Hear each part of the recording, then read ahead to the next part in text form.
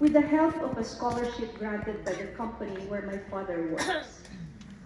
I had to study hard so I can maintain the scholarship, otherwise my parents would have to shoulder all the tuition and fees. My guiding words that I had always in my mind is my father's own words. Anak, mag-aral ka ng mabuti. At palitan mo yung general manager namin. Very forceful. Who incidentally was also an engineer at that time. Whatever he meant that time, but that actually had always challenged me to do my best. And with God's grace and faith, I was given an opportunity to be hired even before our graduation. And guess what was my first job title? Account manager. O diba, manager pa rin. Sabi ng tatay ko, maging manager ka. Ang sarap pakinggan. But truth to be told, I have to manage the accounts of our company who was involved in broadcast equipment. That was my first job. It was very difficult coming from the province to the Greater Manila, which was a total jungle for me. During that time, I had to rely on printed maps, which I bought from National Bookstore, because Google Maps and Waze was still just a wishful thinking. 1980s. We had to rely on pay telephones to be able to call the office from the field. And during this time, I have to work from Monday to Friday and attend review classes during Saturdays and Sundays. But I was too tired to review even during weekends. So what I did was to write down all the formulas in a Manila paper. Uso pa ba yun, Manila paper? And pasted on the walls of our room, which I have to stare at them before I sleep. The review-less sessions I had was really just to stare at these formulas on the wall. Wala talagang oras mag-review. Licensure examinations were also very different from yours because it was all manual. We have to wait for 6 months for the result, which will be published in the newspaper, unlike today, that it has been released a few days after the exams. Thanks to the engineers who have developed the technologies that we are now enjoying. One thing I learned in this stage of my life was I have to rely on my strength. My strength was I have a photographic memory, where I can easily remember what I have written down on those Manila papers pasted on the walls. That was one of the biggest factors why I passed the licensure exams. Lesson number 1, know your strength and build on it. Your biggest personal strength would be something that comes very easily for you. Take some time and think about what comes naturally for you. It could be anything. It is important to know yourself and your capacities. Your strengths are things you can leverage on, things you can use to push yourself further. On the other hand, your weaknesses are not your downfall. These are areas you need to improve on. It is not something you lack. It is something you need to develop and build. That's lesson number 1. In our life, we have 3 things that we write of ourselves: our resume, our curriculum vitae, and biography. A resume presents a concise picture of your skills and qualifications for a specific position, and a CV includes extensive listing of all professional activities or a full record of your career history, including skills and achievements. Either of which you need to build your CV. After my experience with broadcast equipment, I was invited to join a university to start their ECE program. In my limited experience, I took on the challenge. That's where I started building my CV with additional academic degrees and, of course, experience. I remember when I was just on my first few years of teaching, our dean and department chair gave me several tasks to accomplish. But little did I know, they were already observing me on how to handle tasks as well as to be part of the team. Simple, but it seems like organizing an activity and let everyone participate, including those who are my seniors, was an opportunity for me to shine and be discovered. In just 3 years, I was appointed as the Assistant Department Chair of the Electrical and Electronics Engineering Department of that university. I was only 25 years old then, and my faculty members were even twice at my age. That was the start of my management career. I was too young, very idealistic, but I sought a lot of inputs from a mentor who saw me as a potential leader. That is also where I was introduced that I need to be part of a professional organization and be part of quality assurance organizations as volunteer. Life lesson number 2, take on a challenge. Simply accept challenge because that is where you start to grow. Life is full of challenges. Some people seem to meet every challenge with confidence, while others struggle to overcome them. When you get a sense of satisfaction from facing challenges head on, it brings a sense of accomplishment and can be very fulfilling. On some level, you actually seek challenges. Your highest self wants you to learn and grow, and life's most effective tool towards growth is experience. The problem is that all too often you might find yourself faced with the same challenges over and over again, and that's when you start to lose motivation to face the issue and lose sight of the potential lesson. At that point, challenges can become problems that can spiral you into despair and frustration. As a co-creator of your own reality, you have the ability to overcome these challenges. It is with this sense of responsibility and awareness that you can begin your journey into a higher state of consciousness, where challenges are no longer challenges, but opportunities to get a glimpse of your highest self. Here are some ways to better accept and meet your personal challenge, whatever they may be. 1 is face the challenge.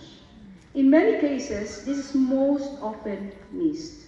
People spend time looking for a way around the issue or wallowing in despair at the enormity of the challenge instead of facing it. Putting a challenge off doesn't make it go away. It is true of big challenges as well as small ones. The most important thing you can do is face what's in front of you head on. Number 2, be present. If you make a practice of facing your challenges even in failure, with full presence and awareness, you will find most challenges are not challenges at all. Instead, life challenges become messages from the universe. Number 3, look at yourself for solutions. Others can help you arrive at your own understanding, but no one ever solves your problems for you. Even in circumstances where someone else is acting as an authority or partner, only you can decide for yourself how you will process the situation.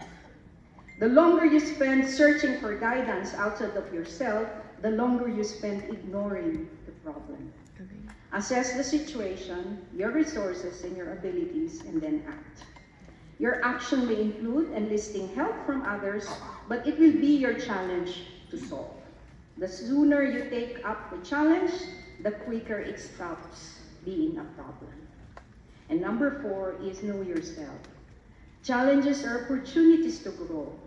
There is a reason why certain challenges seem hard to you, while others breeze right through the same situations. It's not because they are better than you. It's all about consciousness. Those who face challenging tasks have found a way to avoid seeing those activities as challenges. Some challenges seem enormous and harsh, but if you remain centered and full of awareness, no challenge is too big to meet with power and grace. During my first decade of my career in the academy, another university sought my service, this time to start a new college. So the challenge has grown from a single degree program to multiple degree programs. I saw it as an opportunity to grow, both in my career and of course financially. Siyempre, ipapirate ka ba naman to doblehin ang salary mo? Diba? But of course, before I left the first university, I left a legacy. That the ECE program was recognized by the Commission on Higher Education as a center of development. That was the start of my consciousness on quality assurance, that everything that you must do should be of quality. I also continued my pursuit for higher education, building up further my CV and started to volunteer as an accreditor in both local accreditation organizations and the Commission on Higher Education, and worked with our very own organization, ISEP, or the Institute of Electronics Engineers of the Philippines. Thanks to my classmate, who is our Master of Ceremonies today. He actually, that time, was already an active ISEP officer. He invited me to be part of our organization. And the rest is history. And humbly served ISEP as a 2014 national president. During this time, we, along with the past ISEP presidents, already saw the importance of having career specializations, which we started to see its fruits only now. Blame or thank us later, because I led the committee together with Honorable Rico Del Mora and a few others who have designed the 2017 ECE curriculum that we just completed. I hope you have undergone a track of specialization electives where you can jumpstart your ECE career. Then later join the specialization societies, which our organization ISEP is now spearheading with the guidance of our PRC Career Progression and Specialization Program Committee, led by no less than Honorable Carlino Orbe and the members President Lyle Williams and Engineer Vicente and yours truly.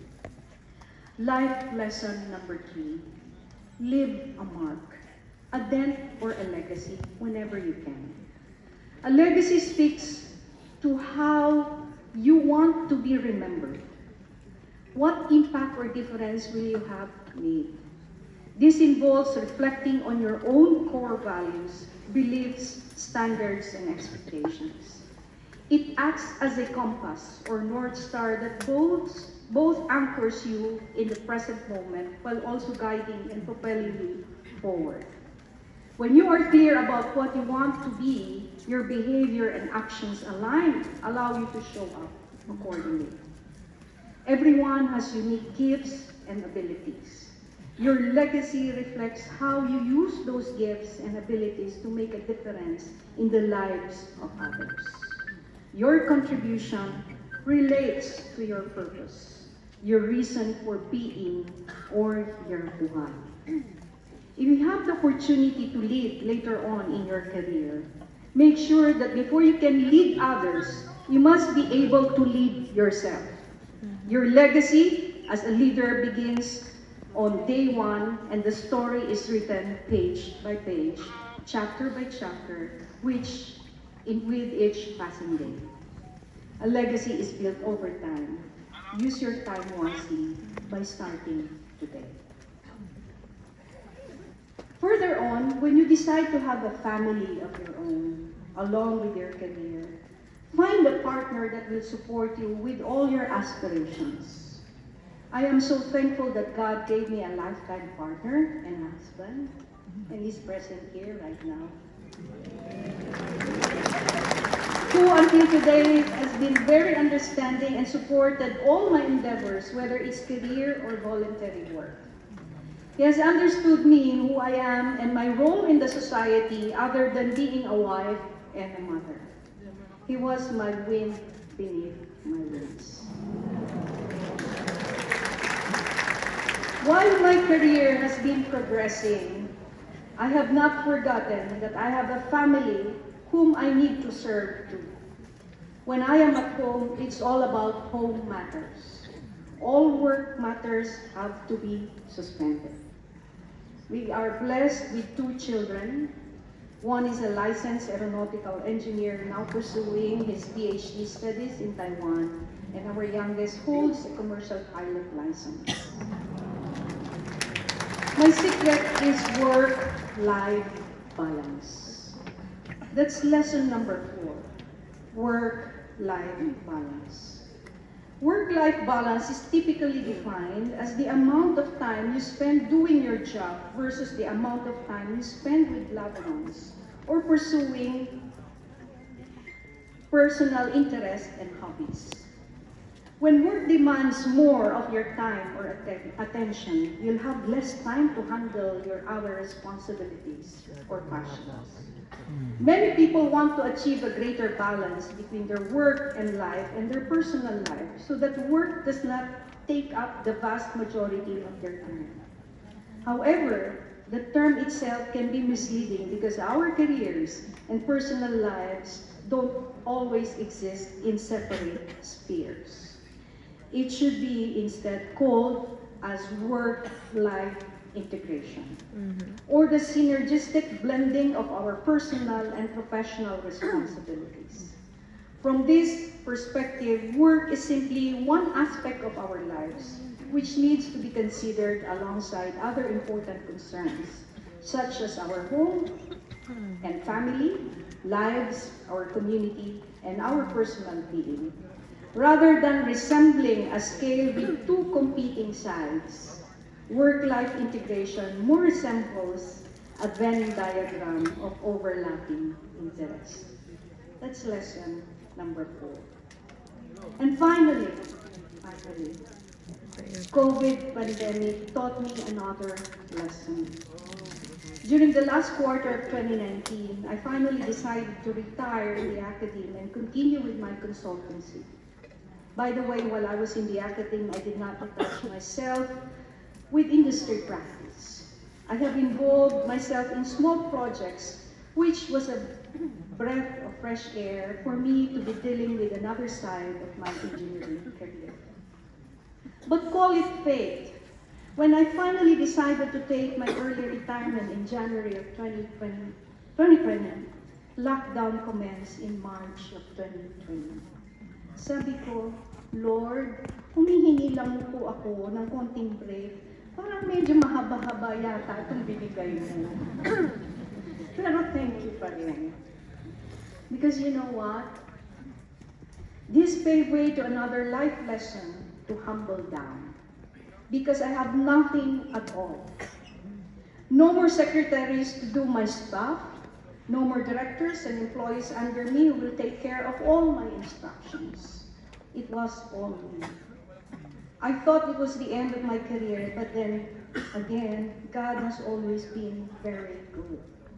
He placed me into another group of engineers that I need to lead. This time, we designed a low-cost ventilator for COVID-19 patients, which was funded by the Department of Science and Technology.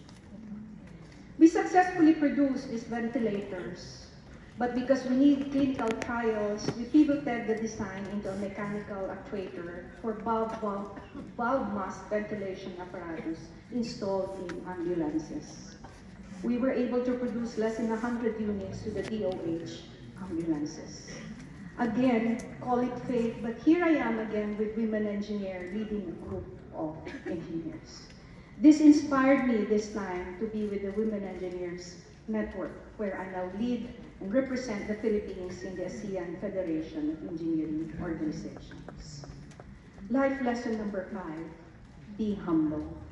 No matter how high you have reached, there will come a time that peak you have reached will have to slide down. Being humble can build better relationships with your peers.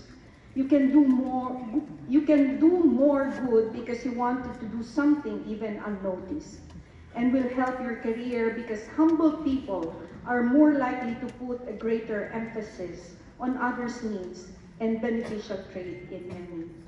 professions. As I continue to write another chapter of my biography, I am now blessed with another project, a very, very new project, this time with USA. I am now the project leader of the WISER project, a project that promotes engineering as a career in senior high school students and increasing their interest in renewable energies. I do not know what lies ahead of me, but what I truly know is I have learned all of these life lessons that I have shared with you today. I hope as you start your career, do not forget that you are with a community that will need you as an electronics engineer and as a person. Lastly, I am not a fan of quoting one's words, but I have always kept these questions to myself. Have I been a good daughter, an engineer, a wife, and a mother? Well, I have the answers, but allow me to direct the question now to you as your guide. Are you a good son or daughter? Will you be the engineer that we expect you to be? And will you be the best husband or wife, or the best father or mother? Time will answer. Thank you and congratulations.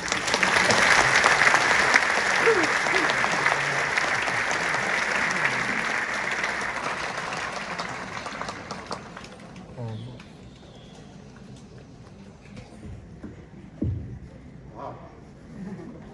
Thank you, Dr. Imperial. I'm proud to say that our guest speaker is the most outstanding electronics engineer in 2020. For you to get that award, you have to have a very significant accomplishment sa field ng electronics engineering. Okay?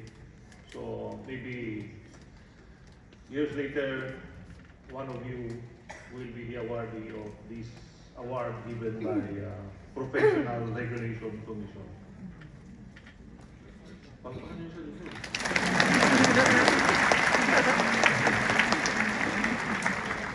Ano ba maging most outstanding professional electronic or outstanding electronics engineer? Para maging so become the guest, the OHAS, guest of honor and speaker every time merong OTK. Okay?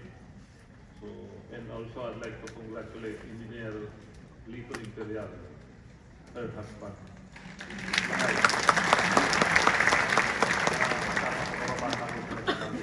Baguio City.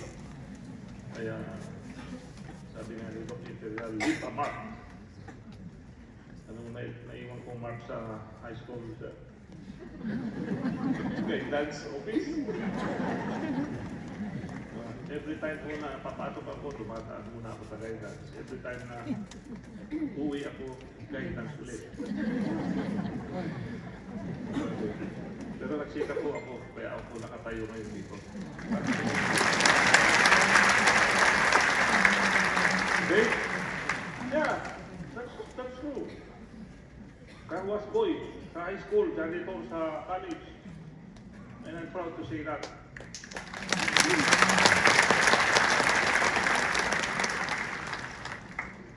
Okay, so may I call our guest of honor and speaker to please with the PRB to give the appreciation to Dr. Presentation of plaque of appreciation.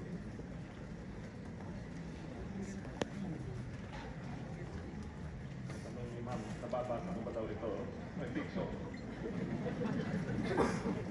Republic of the Philippines, Professional Regulation Commission, Professional Regulatory Board of Electronics Engineering, present this plaque of appreciation to Engineer May Rose C. Imperial for sharing her invaluable time, words of wisdom, and for serving as an instrumental source of inspiration as guest of honor and speaker to our new registered and licensed professional electronics engineers, and electronic technicians during their oath-taking ceremonies.